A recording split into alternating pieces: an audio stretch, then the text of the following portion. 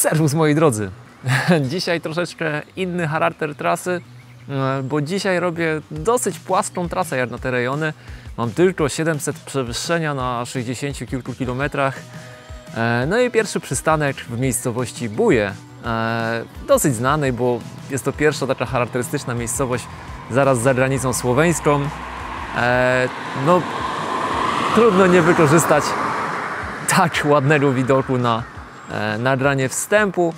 Dzisiejszy odcinek chcę poświęcić tematowi, który poruszam zawsze, kiedy wyjeżdżam gdzieś za granicę, czyli dokładniej bezpieczeństwo. Nie będę opowiadał o bezpieczeństwie w całej Chorwacji, bo tutaj różnice są z własnego doświadczenia, wiem, że bardzo różne. Często zdarza mi się debatować ze znajomymi, którzy jeżdżą w inne rejony Chorwacji, zwłaszcza do Dalmacji, i no, nasze opinie są skrajnie różne. Podejrzewam, że wiąże się to z tym, że geograficznie te rejony są zupełnie różne, to znaczy Istria jest niezwykle mocno połączona kulturalnie i obyczajowo z Włochami, więc tutaj bardzo dużo Włochów też mieszka i bardzo dużo ludzi w ogóle ma styczność z Włochami, mnóstwo ludzi mówi po włosku. Nawet ciekawostka, większość miejscowości nazywanych na znakach jest zarówno po chorwacku, jak i po włosku. Więc no, to pokazuje obraz tego, jak mocno ten region jest związany z północnym sąsiadem. No i co? No i to też widać na drogach. Standardowo poruszę 3 tematy, czyli zachowanie kierowców, jakość asfaltu i infrastruktura rowerowa, stricte rowerowa, przygotowana dla szosowców. Ja się zajmuję tylko szosą, a inne tematy już niedługo na naszym kanale. Więc dobra, lecę dalej. Następny przystanek trochę przy mniej ruchliwej drodze, żeby opowiedzieć o pierwszym aspekcie.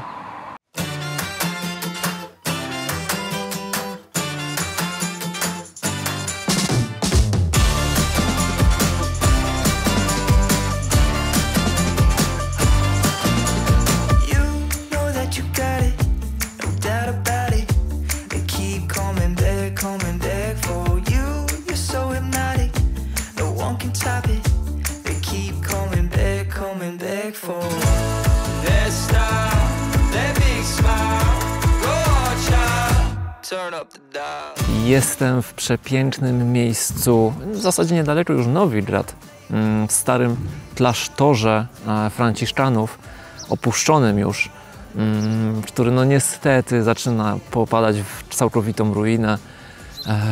No, klasztor ma przepiękną historię. Zostawię Wam nazwę poniżej. Oczywiście też będzie to do zobaczenia na strawie, więc no polecam przejść się tutaj. Tylko pamiętajcie, w ciszy, uszanowaniu, bo miejsce jest niezwykle ważne dla Chorwatów, bo wiąże się z ogromną ilością wydarzeń historycznych. A dziś jest w ogóle czwartek, dzień Święto Bożego Ciała, no i właśnie szybkie nagrywki, bo za chwileczkę będzie odbywała się tutaj procesja. Więc szybko do tematu. Zacznę od zachowania kierowców, bo tutaj właśnie dyskusja na temat tego, jak postrzegają Chorwaci kolarzy, jest dosyć złożona i trudna. Ja osobiście nie jeździłem na szosie w Dalmacji. Byłem tam na wyspie Hvar kilka lat temu i no rzeczywiście jest takie powiedzenie chorwackie, abyś zginął na drogach Hvaru. Co się wiąże z tym, że te drogi są bardzo kręte, ludzie tam jeżdżą jak szaleni. Ja wtedy posiadałem jeszcze sportowe auto i bardzo dobrze to rozumiałem.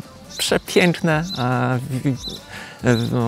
zakręty, wiraże, no można naprawdę pohulać, ale dla kolarza może się wydawać, że jest to miejsce niebezpieczne. Pozostawię bez oceny, bo sam nie jeździłem, więc nie chcę oceniać nie będąc. Natomiast opowiadali mi znajomi, że oni w okolicach Maczarskiej no naprawdę walczą o życie często. Ja tutaj w Istrii przez tyle lat, ile jeżdżę, to jest moja 5.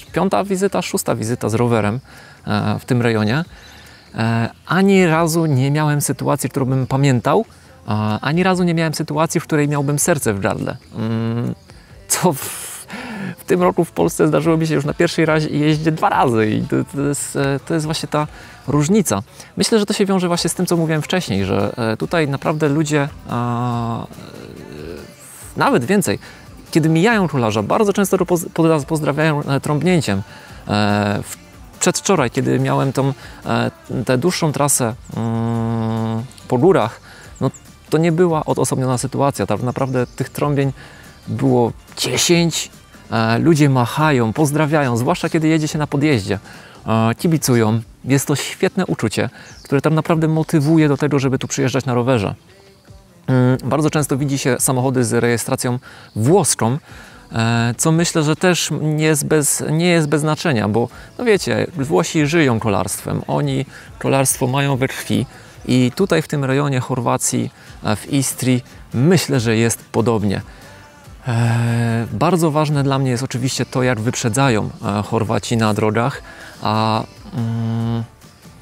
nawet wczoraj w poprzednim filmie w poprzednim filmie Wam nagrałem w taką sytuację, kiedy padał deszcz i auto mnie wyprzedzało dostawcze na zakręcie, ale naprawdę wyjechało mocno na przeciwległy pas, żeby przypadkiem nie wzbudzać jakiegoś niepokoju we mnie.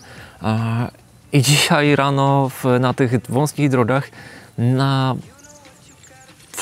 absolutnie wszyscy mijali mnie bardzo szerokim łukiem. Więc moja opinia o kierowcach w Istrii jest bardzo pozytywna.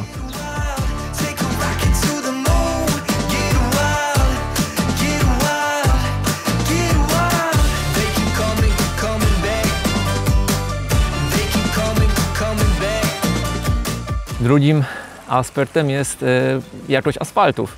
No i tutaj muszę zaznaczyć, ja jak ognia unikam mocno ruchliwych dróg.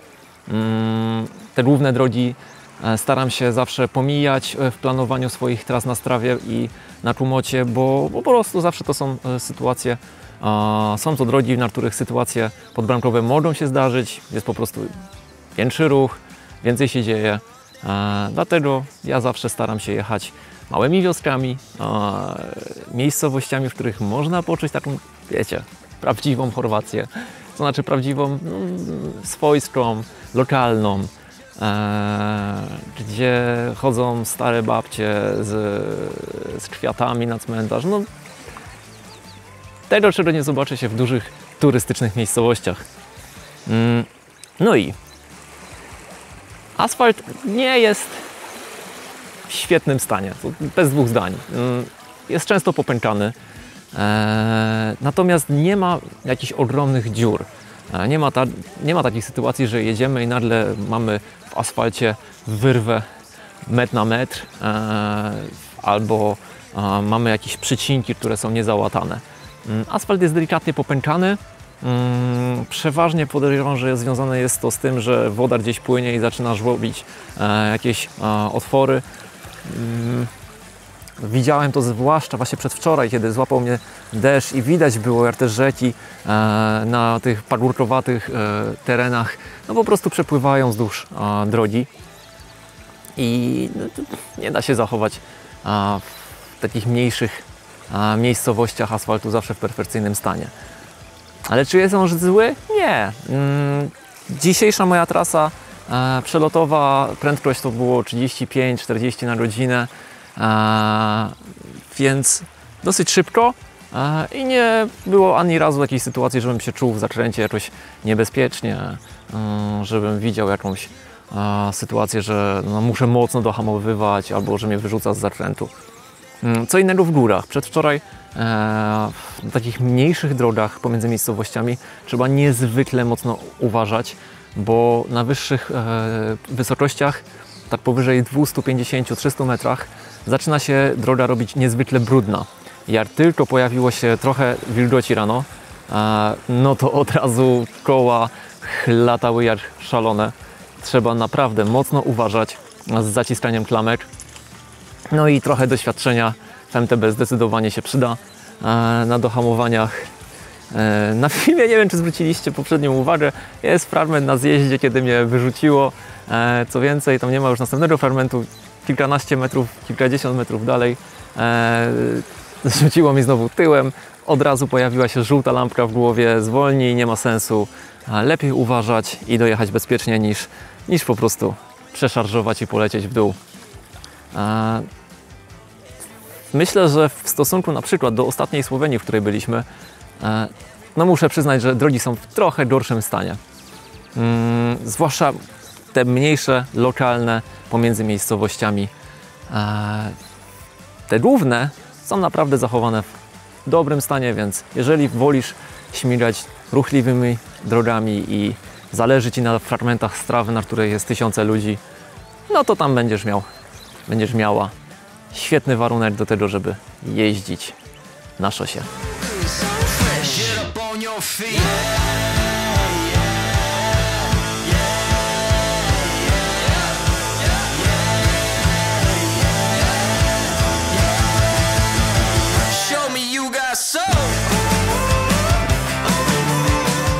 Podobnie jak w ostatnim odcinku będę kończył na promenadzie w miejscowości Novigrad.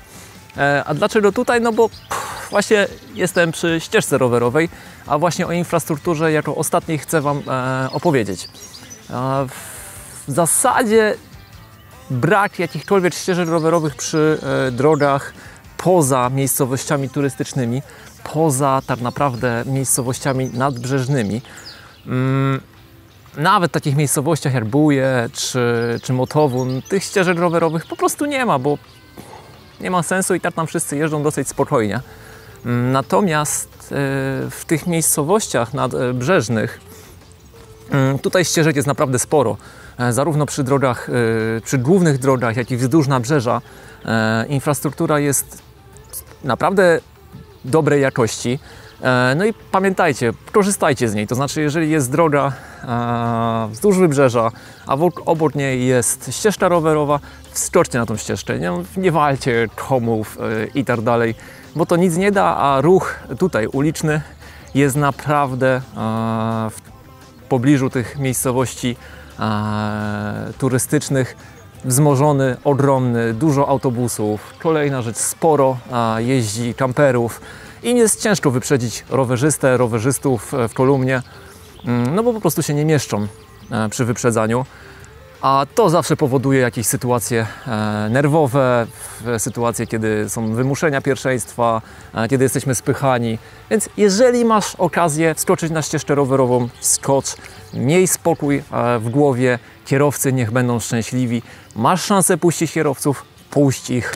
Nic to nie da, że będziesz setny, 50 na 1000 ileś osób na strawie, a wszyscy będziemy szczęśliwsi i dzięki temu wszyscy będziemy bezpieczniejsi.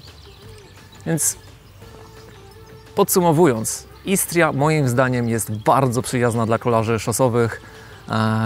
Jest tutaj naprawdę przyjemnie, jest gdzie jeździć, jest jak bezpiecznie jeździć. Więc ja z czystym sercem polecam ten rejon.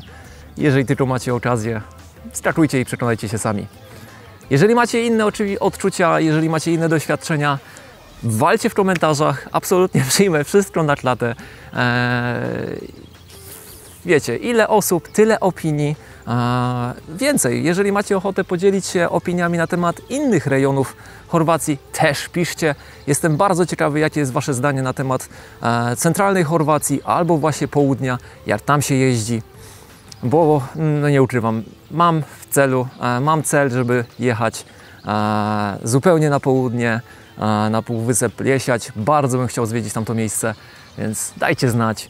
A tymczasem przypominam, subskrypcja, dzwoneczek. No i kochani, widzimy się w następnym odcinku. Trzymajcie się ciepło. Do zobaczenia.